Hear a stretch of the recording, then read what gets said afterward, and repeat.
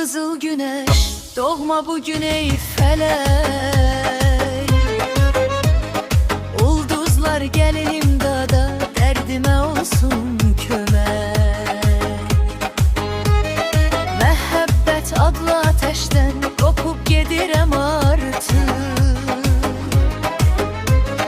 Ömürlü yar eşkine mən vida edirem artık.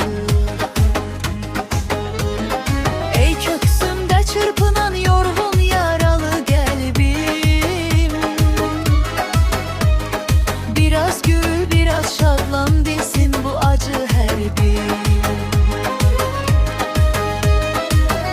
Niye belə coşmusam, niye feryat edirsen? Ağlamaqdan doymadın mı, ne vaxt bitip gedirsen?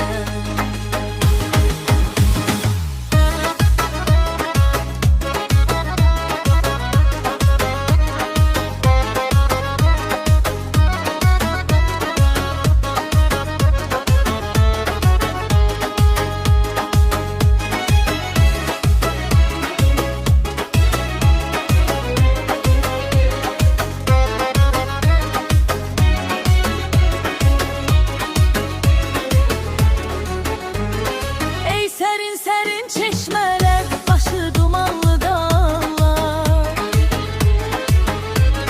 Gelin şahidim olun, bugün göylerde ağlar. Arkamdan vurdu beni o en çok güvendi. Yalan oldu her sözü, canımı kurban dedi.